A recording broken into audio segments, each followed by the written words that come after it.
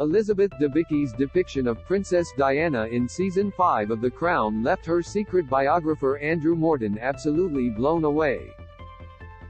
The Australian actress portrays the royal making tape-recorded confessions about King Charles III's affair with Camilla, now the Queen consort, which a friend then smuggles to Morton for his book Diana, Her True Story. Debicki, unlike many of the actresses who have played Diana before her, is tall, like the princess herself, and she recreates Diana's tendency to angle her head down and her eyes up. Morton told Newsweek, "I was absolutely blown away.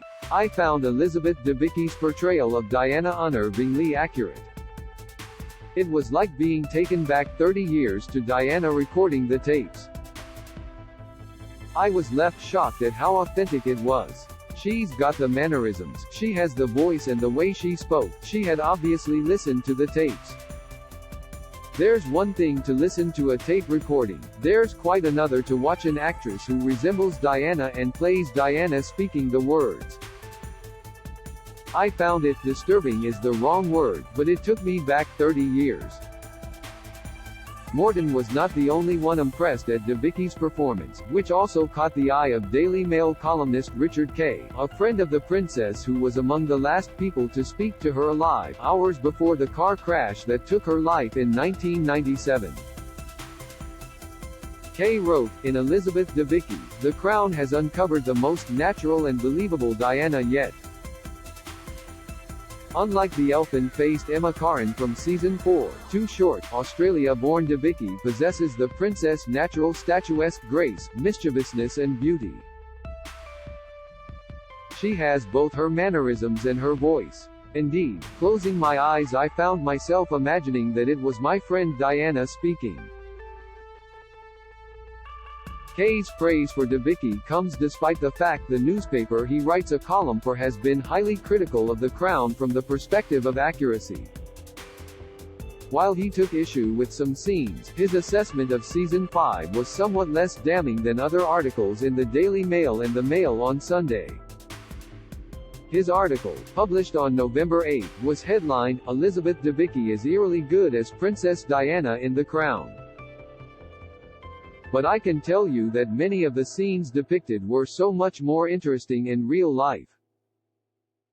Kay outlined how even some of the more private moments in the season are in reality drawn from real life, though with some details changed.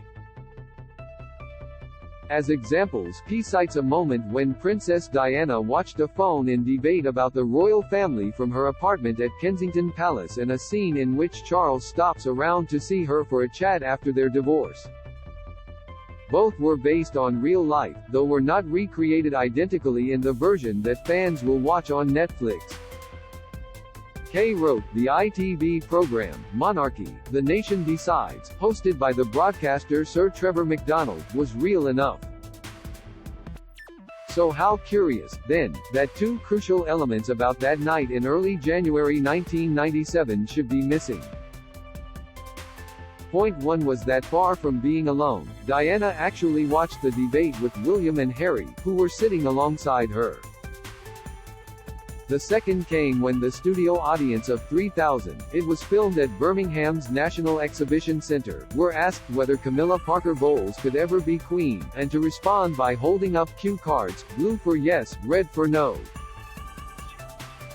The vote resulted in a blizzard of red cards and a resounding no.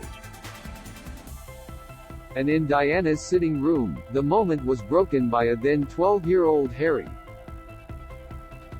"Who's Camilla?" he asked in a small voice. As William sniggered, Diana abruptly told her younger son, "Right, bedtime," but added, tellingly, "You will have to ask Papa about her."